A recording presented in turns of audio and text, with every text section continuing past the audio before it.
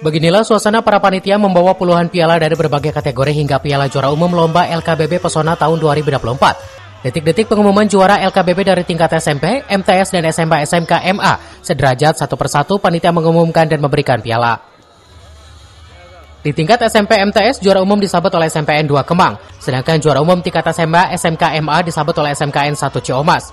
Rasa haru dan kegembiraan terlihat dari pasukannya. Meskipun hanya berlatih dalam waktu 2 minggu ini, pasukan SMKN Ciamas mampu menjuarai LKBB Pesona dengan menggondol piala dan uang pembinaan sebesar 5 juta rupiah. Kurang lebih 2 minggu. 2 minggu. Tapi kita latihannya rutin setiap hari. Ada berapa yang ikut? Untuk yang ikut itu pasukan itu ada 15 orang tambah 1 komandan. Korea apa yang dipakai yang tadi ya? Oh, kita itu ada temanya itu pamali. Pamali apa itu?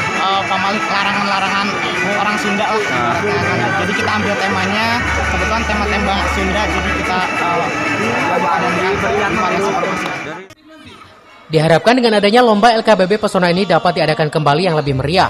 Pasalnya pasukan LKBB ini perlu perhatian khusus dan tidak hanya berlatih setiap hari, namun latihan mereka dapat tersalurkan melalui lomba-lomba. Dari Lewi Sadeng, Kabupaten Bogor, Iman Abdurrahman melaporkan.